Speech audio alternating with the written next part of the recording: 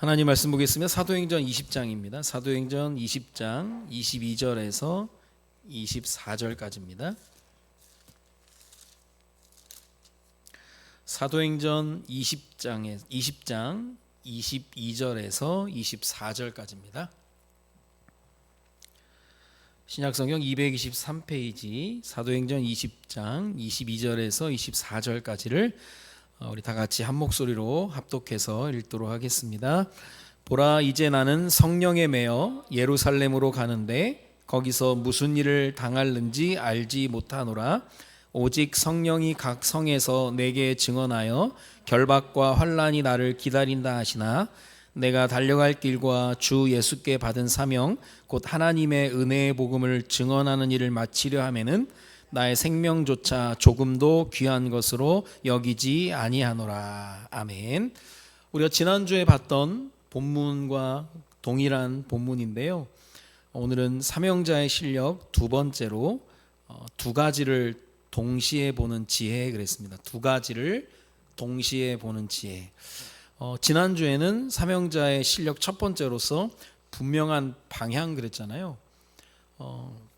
방향도 중요하지만 분명한 방향이 잡히면 일관성 있는, 또 지속할 수 있는 힘도 필요합니다. 이건 굉장히 중요한 거예요. 그래서 우리 아이들을 훈련시킬 때도 할 수 있으면 끝까지 하게끔 해야 됩니다. 쉽게 포기하는 것도 습관이거든요. 그래서 일관적으로 할 수 있는, 이번에 뉴스에 보셨겠지만 마야광 박광렬이라는 범죄자가 필리핀에서 한국으로 압송이 됐죠. 대통령이 직접 나서서 대한민국 3명을 잔인하게 죽이고 필리핀 감옥에서 떵떵거리며 살았던 이런 사람이 사실 그냥 필리핀에서 그냥 조용히 살고 있는 그런 사람으로 우리가 알고 있었는데요, 30년 동안 마약 그 부분의 수사를 담당했던 수사관이 우리나라의 마약 유통 구조가 어느 날 바뀌더라는 거예요. 이게 이제 비대면 유통으로 바뀌는데 10대, 20대 아이들도 쉽게 접할 수 있는, 8, 90%가 10대 아이들, 20대 아이들이 이제 쉽게 접해서 마약을 하게 되는. 그래서 이제 그걸 꾸준하게 추적해가지고 49억 정도의 그 마약을 찾고 관련자들 90명을 체포하고 보니까요, 생각지도 않았던 이름이 등장을 하는데 필리핀에 수감되어 있는 박광렬의 국내 총책이 잡힌 겁니다. 바티칸이라는. 대단한 거죠. 사실 악의 축이라는 게요, 대단한 거예요. 근데 박광렬은 필리핀에 있으니까, 교도소에 수감되어 있으니까 수사가 불가능한 겁니다. 나중에 알고 보니까 필리핀 감옥에서 막 떵떵거리며 살고 있고, 영상통화 뭐든지 가능한 가운데 그걸 찾아낸 거죠. 그리고 기자가 가서 직접 확인을 했고, 그리고 살인사건 여러 가지 마약을 우리나라 유통하고 있는 것 때문에 대통령이 직접 마르코스 대통령한테 부탁을 해가지고 지금 6개월 동안 이제 와 있는 상황인데, 이 사이에 이제 우리가 수사를 잘해서 이 사람을 아예 그냥 묶어놓을 생각으로 지금 여러 가지 일들을 하고 있는데요, 그냥 지나가면 지나갈 수 있는 일인데요, 이 30년 베테랑 수사관의 끈질긴 추적, 그게 일관성이거든요. 지속, 굉장히 중요한 겁니다. 그래서 우리가 그분도 그 하는 일에 있어서 그랬지만 우리 사역에 있어서도 두 핵심 축이라고 할 수 있는 게 방향을 잡고 일관성대로 하는 건데요, 방향은 전략이라고 하면 일관성은 실행입니다.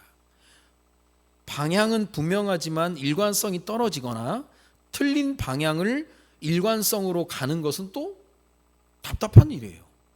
이걸 그때그때마다 보면서 이제 해야 되는데, 방향이라고 하는 것은 어디로 가느냐, 여러분 어디로 가느냐를 정확하게 알고 있어야 모든 에너지를 거기에 쏟을 수 있거든요. 요즘 기름값이 많이 비싸졌는데, 여러분 자동차 기름 절약하는 방법 첫 번째가 뭔지 압니까? 보통 우리는 급출발 급정거 하지 마라 이제 그걸로 아는데요, 제일 기름을 절약할 수 있는 방법 중에 하나가 길을 정확히 하는 겁니다. 길을 정확하게 모르면 갔다 나왔다 들어왔다 나왔다 그러니까 그 사이에 버려지는 기름이 너무 많다라는 거예요. 그러니까 내가 가야 될 곳을 정확하게 알고 틀리지 않게 가야 이 기름도 절약할 수 있다고 하는데요, 방향이 딱 잡히면 거기에 다 집중할 수 있는 겁니다. 그리고 그 방향 속에서 모든 것이 결정이 되는 거예요. 그러면서 그것에 따라서 모든 것이 의미가 부여되기 때문에요. 누구나 아는 겁니다. 공동체 속에서 우리 교회가 만약에 이 부분을 얘기한다. 우리 교회가 뭘 하고 있는지를 전 교인이 아는 거예요.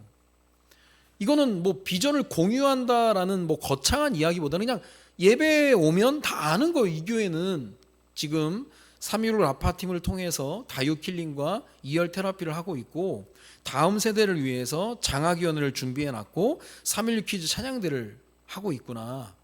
작지만 이 일을 하고 있구나. 그게 방향이거든요. 그렇게 방향이 잡혔으면 이제는 얼마나 지속하느냐, 그게 이제 일관성이거든요. 지속에 관한 그 부분은 이 일관되다라고 할 때요, 때로는 정체될 때도 있잖아요. 자, 일관성을 가지고 있는 사람은요, 멈춤이라고 하는 정체되는 시간도 하나의 과정으로 알고, 우리가 공부도요 확 올라갈 때가 있고 멈추는 플래토 시간이 있잖아요. 지속하려고 마음 먹은 사람에게는 그 플래토라는 과정이 하나의 과정인 거예요. 그게 낙심할 이유가 아니라, 그러니까 일관성이 그 정도로 중요한 겁니다. 그러면서 이 일관되다라고 하는 것은 시간이 갈수록 신뢰를 얻게 되는 거죠. 그런 상황 가운데 이걸 계속 하다 보니까 습관화되어서 힘 안 들이고 하게 되는 겁니다. 자연스럽게 당연히 해야 된 걸로 얘기하는 거예요. 그래서 방향이 맞아도 일관성이 없으면 열매 거두기 어렵습니다.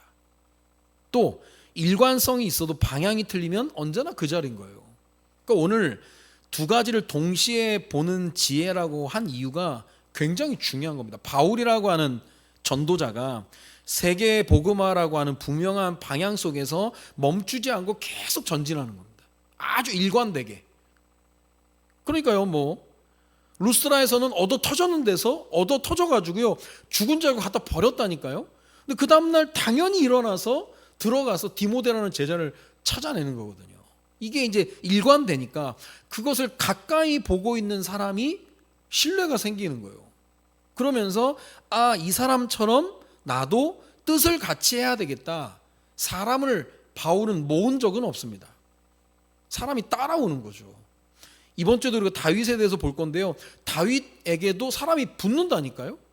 일관되게 여호와의 기름 부음 받은 자를 존중하고 여호와를 존중하는 마음이 있으니까요. 자, 이것만 중요한 게 아니라 바울은 또 어떤, 우리 지난번에 봤던 것처럼 혼자 걷는다든지 때로는 금식 기도를 하면서 하나님께 끊임없이 공급받고자 하는 그런 루트, 자기만의 루틴이 있었다는 거예요. 굉장히 중요한 부분이죠. 그래서 속도보다 중요한 것은 방향이고 방향보다 무서운 것이 일관성이라고 하는 겁니다. 그런 가운데 바울이 동기가 없잖아요. 여러분, 세상에서 제일 무서운 사람이요, 원함이 없는 사람이에요. 원함이 없으니까 걸릴 게 하나도 없는 겁니다. 바울은 세계복음화를 통해서 내가 뭘 얻겠다, 이름을 얻겠다, 뭐 내가 목회자가 돼서 뭐 이름을 날리게, 그게 없었다니까요. 그러니까 무서운 사람이라는 거예요. 아까 우리 교회 왔더니 우리 아이들이 막 여름도 아닌데 막 반팔을 입고 막 몸찬양하면서 땀이 났는지, 여러분 그런 게 무서운 겁니다. 그냥 교회 와서 찬양하고, 이 아이들이 무슨 명예를 바라겠어요? 뭐 칭찬을 바라겠어요? 어떤 동기가 있겠어요? 근데 그걸 하나님 보실 때는 정말 진실하고 신실한 거거든요. 그게 어릴 때부터 그게 훈련이 되는 거예요. 아무 동기 없이도, 아무 대가 없이도 하나님께 할 수 있는 그런 부분들, 얼마나 영광스러운 겁니까? 자, 그래서 본론에 들어가서 신앙적인 부분에 늘 말씀드린 투 트랙 얘기하자. 투 트랙. 첫 번째 투 트랙이 뭐가 있냐면요, 영성과 야성이 있어요. 영성만 있어도 안 되고 야성만 있어도 안 된 균형이 필요한 겁니다. 영성이라고 하는 것은요, 하나님과의 관계를 얘기하는데, 어떤 신학자가 영성을 그렇게 얘기합니다. 하나님 앞에 머무는 시간. 여기서 판가름 나는 겁니다. 너무 바빠서 하나님 앞에 머무는 시간이 없다면 현장에서 어떤 역사가 일어나도 지속이 불가능한 겁니다. 하나님께 무릎 꿇는 시간이며 하나님께 공급받는 시간이에요. 그래서 등잔불에 기름이 없으면 심지가 타들어간다는 게 그겁니다. 야성이라고 하는 것은 현장에서의 관계인데, 현장에서 부딪히는 시간을 얘기한 건데요, 반드시 필요한 거지만 하나님의 은혜의 공급 없이 야성이 넘쳐가지고 현장에서만 달린다? 반드시 어려움이 오게 되는 거예요. 그러니까 영성과 야성 동시에 있어야 되는 거죠. 그래서 이게 균형이 안 맞으면 영성에만 치우친다고 주저앉아만 있으면 온실속 화초가 되는 거죠. 근데 영성 없이 야성에만 치우치면요 뭐가 되는지 압니까? 차가운 괴물이 되는 거예요. 사랑이 없다니까요. 원칙만 얘기한다고 되는 게 아니거든요. 자, 그러면서 두 번째 우리가 볼 신앙의 투트랙이 뭐가 있냐면요, 하나님의 절대 주권과 인간의 열심입니다. 하나님의 절대 주권 100% 하나님 은혜에 대한 믿음이 있어야 되겠고, 그리고 또 인간의 열심 또한 있어야 돼. 내가 하지 않으면 안 된다라는 각오가 있어야 되는 거죠. 그리고 하나님이 나를 통해서 하신다는 거거든요. 마태복음 7장 7절에 구하라 그리하면 너희에게 주실 것이요 찾으라 그리하면 찾아낼 것이요 문을 두드리라 그리하면 너희에게 열릴 것이니, 내가 구하지 않으면 얻을 수 없고 내가 찾지 않으면 찾을 수 없고 내가 두드리지 않으면 열리지 않아. 그러니까 내가 해야 된다라는 거죠. 이게 하나님을 안 믿어서 못 믿어서가 아니라 이게 당연한 거죠. 그러면서 또 투트랙이 뭐가 있냐면요, 내면의 질서와 외면의 확장입니다. 내면의 질서 같은 얘기예요. 영성, 야성 같은 얘기인데요, 내면의 뿌리가 깊이 있어도 혼자만의 시간, 하나님만을 바라보는 시간, 하나님을 찾는 시간, 그러면서 외면의 확장이죠. 선한 영향력을 주는 준비를 하는 겁니다. 나를 통해서 확산될 하나님의 일들. 우리 막내가 급식 먹을 때마다 이제 기도를 하니까 어떤 애가 왔더래요. 너 밥 먹기 전에 뭐 하냐고. 그래서 기도한다 그랬더니 나도 가르쳐 달라고, 나도 같이 기도하고 싶다고. 너 하나님 믿어 안 믿는다는 거예요. 그러면 따라서 기도하라고, 영접 기도를 했다나 식사 기도한다면서 영접 기도를 했다나 따라해보라고 하면서, 그래서 걔가 구원을 받았을까 모르겠네. 그래서 뭐 얘기를 하는데, 그냥 앉아서 기도만 하고 있는데 아이들이 관심을 갖는 거예요. 뭐 다 안 하니까. 뭐 또 하는데도 뭐 관계가 있으니까 뭐 그러겠죠. 낭중지추라는 단어 있잖아. 주머니 속에 송곳 드러난다니까요, 언젠간. 우리 아이들이 지금 복음 안에서 잘 자라고 성장하면서 하나님이 그 때에 따라 주시는 응답들, 열매들이 있거든요. 그게 굉장한 겁니다. 혹 늦었다 싶다 하더라도 지금 하지 않으면 내일은 더 늦는 겁니다. 계속 우리가 기도해야 될 그런 부분들인데요. 요즘 청년들이 결혼을 앞두고 결혼은 해야 되겠고 사람이 없다라고 생각을 하니까 그냥 쉽게 만남을 갖는 경우들이 많더라고요. 많이 훈련도 받고 또 뭐 교회 안에 있었던 친구들인데, 그런 일 보면서 야, 이게 참 쉽지 않구나. 야, 이건 끊임없이 이거는 해야 되는 거구나.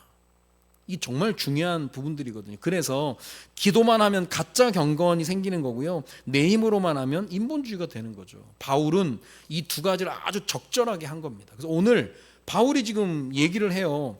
바울의 실력이라고 했죠. 두 가지를 동시에 보는 지혜를 했는데, 첫 번째 보면 하나님의 사역에서 미는 힘이 있습니다. 미는 힘.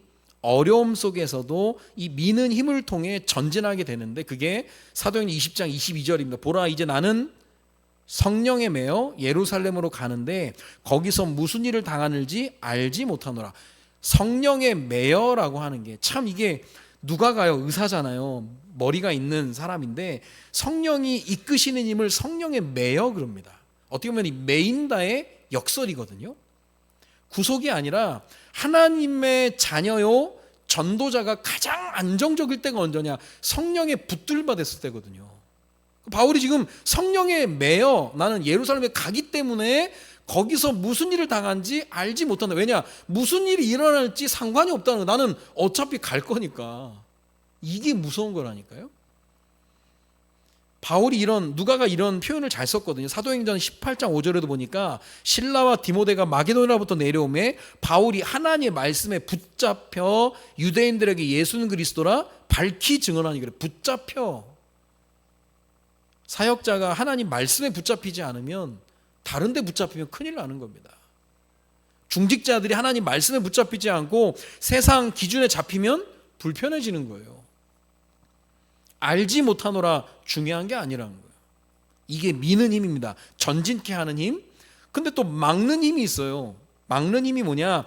어려움으로 인한 멈춤이나 후진을 하게 하는 힘인데, 바로 다음에 있습니다. 사도행전 20장 23절에 보니까 오직 성령이 각 성에서 내게 증언하여 결박과 환난이 나를 기다린다 하시나. 여러분, 성령의 특징이 밝히 드러내 보인다고 하잖아요.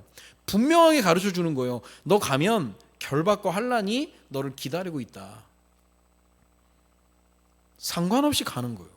당연히 그동안 바울은 현장에서 닦인 실력이 뭡니까? 결박 환난에서도 갔거든요. 문제가 안 되는 거예요. 이걸 당장에 막는 힘 같지만 막는 힘이 아니라 결박과 환난이 바울이 가는 전도자의 걸음을 막을 수 없었다는 거죠. 바울은 동기가 없다니까요. 동기 없이 그냥 맡겨진 일을 그냥 하는 것 뿐이거든요. 그거 가는 거죠. 그러니까 미는 힘과 막는 힘, 이걸 동시에 보면서 우선순위가 있죠. 바울이 편한 길을 택했다면 안 간다니까요. 우리는 하나님 만나 복음 알고 신세를 고쳤다라고 얘기하지만 바울이 신세 망쳤어요. 사실 인간적으로 볼 때는 뭐 가말리알 문화에 뭐 똑똑한 뭐 박사학위도 여러 개 있었을 거예요. 굉장한 사람인데 8일 만에 할례를 받고 태어나면서 로마 시민증이 있었으니까 그냥 인생이 그냥 뻥 뚫려 있는 사람이었는데 복음 때문에 핍박받고 어려움 당하고 막 했다니까요. 선택을 했다면 선택이 나의 안위가 아니라 하나님이 주신 사명을 감당하기 위한 내가 달려갈 길과 주 예수께 받은 사명, 그것 때문에 사는 거거든요. 은혜의 복음 증언하는 일을 마치려 하면은 나의 생명을 조금도 귀한 것으로 여기지 않는다. 가장 중요한 걸 잡았으니까. 저는 독립운동가 중에 죽산 조봉암 선생님 이분의 비석에 보면 그런 글귀가 써져 있잖아요. 우리가 독립운동을 할 때 돈이 준비되어서 한 것도 아니고 가능성이 있어서 한 것도 아니다. 옳은 일이기에 또 아니하고서는 안 될 일이기에 목숨을 걸고 싸웠지 아니하냐. 돈이 준비돼서 한다면 돈 없으면 안 할 거 아니에요. 그리고 가능성이 있으니까 하자. 그럼 가능성이 없을 때는 멈추는 거 아닙니까? 근데 당연히 해야 될 일이고 우리 후대들에게 온전한 나라를 물려줘야 되니까 이거는 안 하면 안 되는 거잖아. 그러니까 한다는 거예요. 사명이죠. 이걸 히브리서 10장 38절에 보면 이런 사람은 세상이 감당하지 못하느니라. 그래서 이걸 중국어 성경인가요? 그때 통역하시는 선교사님이 그 얘기를 하시는데 이걸 중국어 성경에는 세상과 맞지 않는 사람이라는 거예요. 세상과 맞지 않는 거예요. 세상대로 사면 피하고 도망가고 해야 되는 거예요. 안 가야 되는 거예요. 결박과 환난이 나를 기다린다고 하면 욕먹을 일이라면 안 하는 거예요. 욕이 두려워서, 사람들 손가락질이 두려워서. 근데 한다니까요. 두 가지가 동시에 보이니까 이걸 보고 지혜라고 하는 겁니다. 결론적으로 전도자의 지혜 그러면요, 아무리 지식이 많아도 지혜가 있어야 가진 지식이 빛을 발하는 거죠. 그래서 우리 어린 자녀들을 위해서 기도할 때 지혜가 충만할 수 있게 우리가 기도해야 되는 거예요. 이거는 공부 잘하는 것과 다릅니다. 공부 암만 잘해도요, 지혜가 없으면 진짜 쓸모없어요. 공부를 조금 못하도록, 공부는 그냥 단답형으로 쓰는 거 그것만 얘기하는 거죠. 그게 아니라니까요. 지혜는 다른 얘기입니다. 그래서 우리가 예전에 우리 아이들 잠언 볼 때 성경에 지혜라는 단어가 4가지 나오거든요. 첫 번째가 뭐냐면 호크마라고 하는 응용력을 얘기하는 응용력. 이거는 일처리 능력이에요. 이걸 어디서 얻냐면 말씀에서 얻는 겁니다. 응용력. 그러니까 쉽게 말하면 잘 풀어가는 거죠. 두 번째가 삔인데요. 삔이라고 하는 말은 통찰력입니다. 보는 눈. 말씀을 전하다 보면 보이는 거예요. 실제 하다 보면 나오는 게 통찰력입니다. 그러니까 성령 인도라는 게 하다 보면 이게 나오잖아요. 이게 삔이라고 하는 통찰력입니다. 세 번째 지혜를 나타내는 단어 중에 뭐가 있냐면 아룸이라고 하는 단어인데 그건 슬기입니다. 슬기. 슬기는 뭐냐면 분별력이에요. 내가 영접해야 될 게 있고 거절해야 될 것에 대한 경계를 아는 겁니다. 그 제가 가끔 우리 딸들한테 그런 얘기를 하잖아요. 우리 딸아이 애들한테 아빠 엄마 외에는 너를 만지지 못하게 해야 된다. 거절해야 되는 거죠. 아무리 어떤 친한 사람이라도 건드리면 안 돼요. 건드리지 마세요. 그게 참 얘기하기가 어렵지만 자꾸 심어줘야 되는 거예요. 네 몸은 하나님의 성전이고 너를 통해 하나님 후대를 준비하시기 때문에 소중한 성전 함부로 하면 안 된다. 그러니까 그런 게 다 무너지면 사람이 자기에게 막 해를 가하는 그런 일이 생기잖아요. 이게 슬기입니다. 분별력, 영접과 거절의 경계를 아는 것. 그리고 다트라는 단어가 있는데 이거는 경험적 지식입니다. 경험해 보니까 거기서 나오는 지식과 지혜가 있는 거예요. 그 여기서 탈무드에서 얘기하는 게 뭐냐면요, 고난을 통과한 사람들에게서 나오는 게 다트라는 겁니다. 고난을 통과한 사람. 그래서 유대인들이 눈에 보이는 것 말고 눈에 보이지 않는 가장 큰 재산으로 여기는 게 뭔지 압니까? 그게 부족함이에요. 부족하기 때문에 계속 하나님을 찾아가서 하나님께 배우는 걸 얘기합니다. 그러니까 뭐 식탁에서도 그냥 서로 나누는 거죠. 뭐 하부루타 해가지고 서로 포럼하고 나누고, 그러면서 이 식탁의 자리에 지혜로운 사람을 초청해서 얘기를 듣고 하는 거죠. 거기서 이제 워런 버핏이나 그런 사람들이 식사할 때 뭐 경매해가지고 뭐 그런 걸 얻고 하잖아요. 그러니까 탈무드에 보면 지혜자를 초대하지 않은 식탁에서는 하나님의 축복을 받을 수 없다. 먹는 시간도 아깝다는 거예요.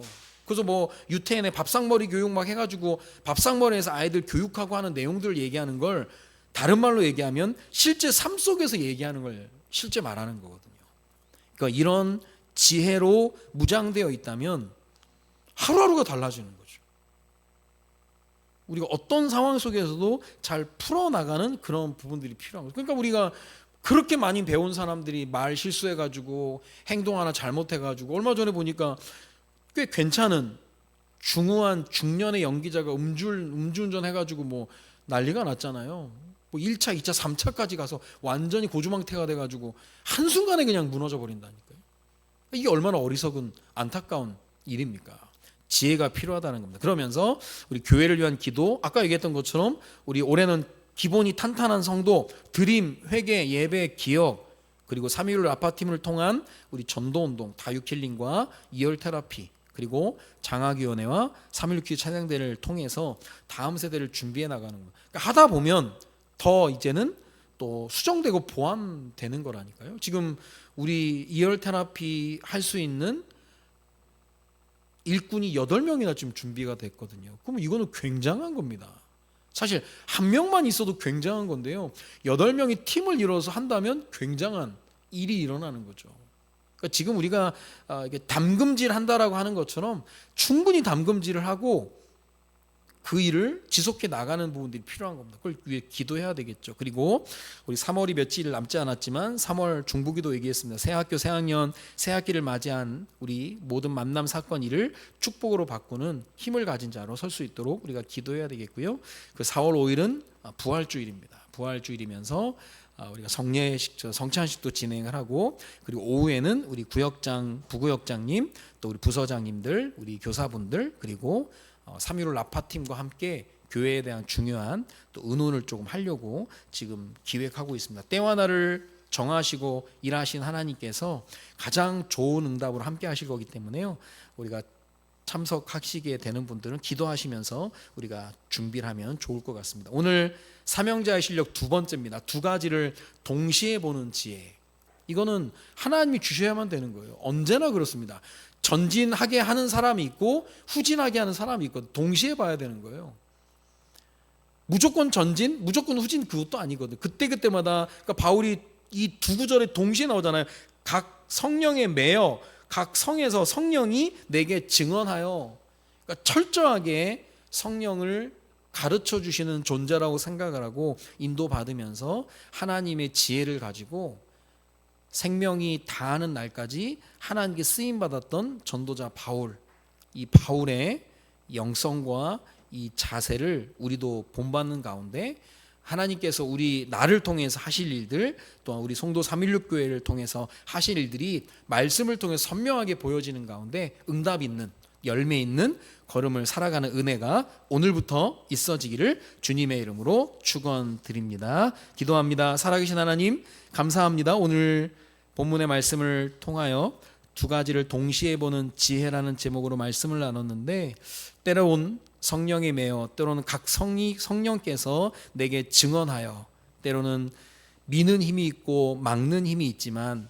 하나님의 사명에 붙들림 바 되어서 그 일을 온전히 감당해 나가는 우리 모두가 될 수 있도록 주님이 인도하여 주옵소서. 우리에게도 먼저 전도자의 지혜를 주시고 사랑하는 우리 자녀들에게도 하나님의 창조적인 지혜를 주셔서 각자의 현장에서 하나님을 나타내며 하나님께 영광 돌리는 축복의 도구의 삶을 살아갈 수 있도록 주님이 인도하여 주옵소서. 남은 시간 함께 찬양하며 기도하다가 더 큰 하나님의 은혜 속으로 들어가는 귀중한 밤 될 수 있도록 인도하여 주옵소서. 감사를 드리며 예수 그리스도의 이름으로 기도드립니다. 아멘.